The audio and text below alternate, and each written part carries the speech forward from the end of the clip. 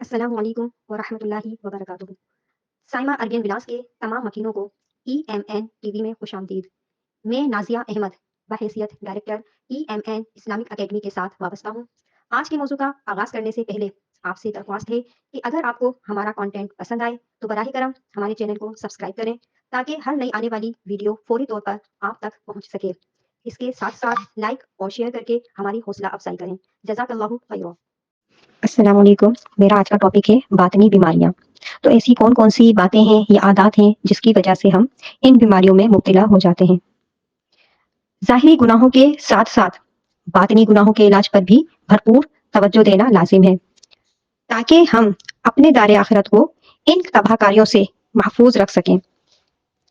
تو باطنی گناہوں کا علم حاصل کرنا بھی فرض ہے، کیونکہ جب تک ہمیں ان باتوں کا علم ہی نہیں ہوگا تو ہم ان گناہوں سے کیسے بچ سکیں گے۔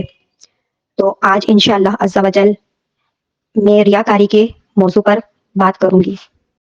الحمدللہ رب العالمین والصلاة والسلام علی سید المرسلین، اما بعد فاعوذ باللہ من الشیطان الرجیم، بسم اللہ الرحمن الرحیم۔ الصلاة والسلام علیک یا رسول اللہ، الصلاة والسلام علیک یا حبیب اللہ، الصلاة والسلام علیک یا نبی اللہ، وعلی آلک واصحابک یا نور اللہ۔ آج انشاءاللہ عز و جل ہم باطنی بیماریوں کے بارے میں سیکھیں گے۔ تو جیسا کہ ہم میں سے ہر ایک شخص کو معلوم ہے کہ اس دنیا میں ہم اپنے اپنے حصے کی زندگی گزار کر ہم سب کو جہان آخرت کے سفر پر روانہ ہو جانا ہے۔ اس سفر کے دوران ہمیں قبر و حشر کل صراط کے نازک مرحلوں سے گزرنا پڑے گا۔ اس کے بعد جنت یا دوزخ ٹھکانہ ہوگا۔ اس دنیا میں کی جانے والی نیکیاں دار آخرت کی آبادی، جبکہ گناہ بربادی کا سبب بنتے ہیں۔ جس طرح کچھ نیکیاں ظاہری ہوتی ہیں جیسا کہ نماز، اور کچھ باطنی مثلاً اخلاص، اسی طرح بعض گناہ بھی ظاہری ہوتے ہیں جیسا کہ قتل، اور بعض باطنی جیسا کہ تکبر۔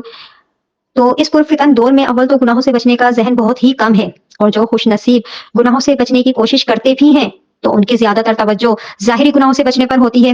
ایسے میں باطنی گناہوں کا علاج نہیں ہو پاتا، حالانکہ یہ ظاہری گناہوں کی بنسبت زیادہ خطرناک ہوتے ہیں، کیونکہ ایک باطنی گناہ بے شمار ظاہری گناہوں کا سبب بن سکتا ہے۔ مثلاً قتل، ظلم، غیبت، چغلی، عیب دری جیسے گناہوں کے پیچھے کینے، اور کینے کے پیچھے غصے کا ہاتھ ہونا ممکن ہے۔ چنانچہ اگر باطنی گناہوں کا تسلی بخش علاج کر لیا جائے تو بہت سے ظاہری گناہوں سے بچنا انشاءاللہ عز و جل آسان ہو جائے گا۔ تو اگر ہم باطنی گناہوں سے بچنا چاہتے ہیں تو سب سے پہلے ہمیں باطنی گناہوں کا علم حاصل کرنا ہوگا۔ تو آج میں آپ کو بتاؤں گی کہ ریاکاری یہ بھی ایک باطنی گناہ ہے، جیسا کہ ریا کے لغوی معنی دکھاوے کے ہیں، اور ریا سے مراد یہ ہے کہ اللہ عز و جل کی رضا کے علاوہ کسی اور ارادے سے عبادت کرنا۔ گویا عبادت سے یہ غرض ہو کہ لوگ اس کی عبادت پر آگاہ ہوں تاکہ وہ ان لوگوں سے مال بٹورے، یا لوگ اس کی تعریف کریں، یا اسے نیک آدمی سمجھیں، یا اسے عزت وغیرہ دیں۔ جیسا کہ حدیث پاک ہے کہ اللہ عز و جل کے محبوب دانے غیوب منزہ عن الغیوب صلی اللہ علیہ وآلہ وسلم کا فرمان عالی شان ہے، مجھے تم پر سب سے زیادہ شرک اصغر ریا یعنی دکھاوے میں مبتلا ہونے کا خوف ہے۔ اللہ عز و جل قیامت کے دن کچھ لوگوں کو ان کے اعمال کی جزا دیتے وقت ارشاد فرمائے گا کہ ان لوگوں کے پاس جاؤ جن کے لیے دنیا میں تم دکھاوا کرتے تھے، اور دیکھو کہ کیا تم ان کے پاس کوئی جزا پاتے ہو۔ اسی طرح حضرت سیدنا ابو ہریرہ رضی اللہ تعالی عنہ سے روایت ہے کہ محبوب رب العالمین جناب صادق و امین صلی اللہ علیہ وآلہ وسلم نے ارشاد فرمایا کہ قیامت کے دن اللہ عز و جل اپنے بندوں کے درمیان فیصلہ کرنے کے لیے ان پر اپنی شان کے مطابق تجلی فرمائے گا۔ اس وقت ہر امت گھٹنوں کے بل کھڑی ہوگی۔ سب سے پہلے جن لوگوں کو بلایا جائے گا ان میں ایک قرآن کریم کا حافظ، دوسرا راہ خدا عز و جل میں مارا جانے والا شہید، اور تیسرا مالدار ہوگا۔ اللہ عز و جل حافظ سے ارشاد فرمائے گا، کیا میں نے تجھے اپنے رسول پر اتارا ہوا کلام نہیں سکھایا تھا؟ وہ عرض کرے گا، کیوں نہیں اے رب عز و جل؟ اللہ ارشاد فرمائے گا، پھر تو نے اپنے علم پر کتنا عمل کیا؟ وہ عرض کرے گا، یا رب عز و جل میں دن رات اسے پڑھتا رہا۔ اللہ عز و جل ارشاد فرمائے گا، تو جھوٹا ہے۔ اسی طرح فرشتے بھی اس سے کہیں گے کہ تو جھوٹا ہے، اور پھر اللہ عز و جل اس سے ارشاد فرمائے گا، تیرا مقصد تو یہ تھا کہ لوگ تیرے بارے میں کہیں کہ فلاں شخص قاری قرآن ہے، اور وہ تجھے دنیا میں کہہ لیا گیا۔ پھر مالدار کو بلایا جائے گا تو اللہ عز و جل اس سے ارشاد فرمائے گا، کیا میں نے تجھ پر اپنی نعمتوں کو اتنا وسیع نہ کیا کہ تجھے کسی کا محتاج نہ ہونے دیا؟ وہ عرض کرے گا، کیوں نہیں اے رب عز و جل؟ تو اللہ عز و جل ارشاد فرمائے گا، تو نے میرے عطا کردہ مال کا کیا کیا؟ وہ عرض کرے گا، میں اس مال کے ذریعے صلہ رحمی کرتا، تیری راہ میں صدقہ کیا کرتا تھا۔ تو اللہ عز و جل ارشاد فرمائے گا، تو جھوٹا ہے۔ اسی طرح فرشتے بھی یہی کہیں گے کہ تو جھوٹا ہے. پھر اللہ عز و جل اس سے ارشاد فرمائے گا تیرا مقصد تو یہ تھا کہ تیرے بارے میں یہ کہا جائے کہ فلاں بہت سخی ہے اور وہ تجھے دنیا میں کہہ لیا گیا. پھر راہ خدا میں مارے جانے والے کو بلایا جائے گا تو اللہ عز و جل اس سے ارشاد فرمائے گا تجھے کیوں قتل کیا گیا؟ وہ عرض کرے گا مجھے تیری راہ میں جہاد کرنے کا حکم دیا گیا تو میں تیری راہ میں لڑتا رہا اور بالآخر اپنی جان دے دی. اللہ عز و جل ارشاد فرمائے گا تو جھوٹا ہے. اسی طرح فرشتے بھی اس سے کہیں گے کہ تو جھوٹا ہے. پھر اللہ عز و جل اس سے ارشاد فرمائے گا تیرا مقصد تو یہ تھا کہ تیرے بارے میں کہا جائے کہ فلاں بہت بہادر ہے اور وہ تجھے دنیا میں کہہ لیا گیا.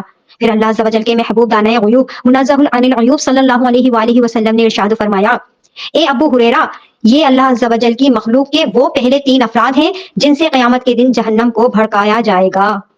ریاکاری گناہ ہے مگر افسوس کہ آج ہم سب ریاکاری کر بیٹھتے ہیں اور اس کی وجہ یہ ہے کہ ہمیں علم ہی نہیں ہوتا کہ ریاکاری ہے کیا. گناہ کرنے کی سب سے پہلی وجہ کیا ہے؟ علم کا نہ ہونا. کیونکہ جب تک ہمارے پاس علم نہیں ہوگا ہم اس گناہ سے کیسے بچیں گے؟ ہمیں پتہ ہی نہیں ہے کہ یہ ہم کیا کر رہے ہیں. ہم اگر کسی کی مدد کر رہے ہیں اور 4 کے سامنے ہم اس کو ظاہر کر رہے ہیں تو یہ تو ریاکاری میں چلا جائے گا, ہمارا وہ عمل برباد ہو جائے گا. تو ہمیں اس کا علم ہی نہیں ہے تو ہم اس سے بچیں گے کیسے؟ تو گناہوں سے بچنے کے لیے سب سے پہلے علم کا ہونا ضروری ہے. جیسا کہ آج ہم نے سیکھا ریاکاری کے بارے میں تو ہمیں پتہ چلا کہ ریاکاری کیا ہے. اب ہم جب کسی کی کوئی مدد کریں گے یا عبادت کریں گے تو ہم نے سیکھی ہوئی بات ہمارے ذہن میں آئے گی کہ بھائی ہمیں صرف خالص اللہ عز و جل کے لیے عمل کرنا ہے. تو ہم اس گناہ سے بچیں گے بھی, ریاکاری سے بچیں گے بھی. تو کوشش کرنی چاہیے ہمیں کہ ہم اپنی زندگی میں سے تھوڑا سا وقت نکال کے علم دین ضرور حاصل کریں. ہم روزانہ کوئی ایک بات سیکھیں اور اس پر ہم عمل بھی کریں تو انشاءاللہ عز و جل اس طرح سے ہم اپنی زندگی کو اسلام کے مطابق بہت اچھی طرح سے گزار سکتے ہیں. تو اب ہم نیت کر لیتے ہیں کہ انشاءاللہ عز و جل ہم اپنی زندگی کی مصروفیات میں سے تھوڑا سا ٹائم نکال کے علم دین انشاءاللہ عز و جل ضرور سیکھیں گے. اور جب ہم علم دین سیکھیں گے تو انشاءاللہ عز و جل اس پر عمل خود بھی کریں گے اور دوسروں کو بھی کرائیں گے انشاءاللہ عز و جل. تو اب ہم نیت کر لیتے ہیں کہ انشاءاللہ عز و جل ہم اپنی زندگی کی مصروفیات میں سے تھوڑا سا ٹائم نکال کے علم دین انشاءاللہ عز و جل ضرور سیکھیں گے. اور جب ہم علم دین سیکھیں گے تو انشاءاللہ عز و جل اس پر عمل خود بھی کریں گے اور دوسروں کو بھی کرائیں گے انشاءاللہ عز و جل.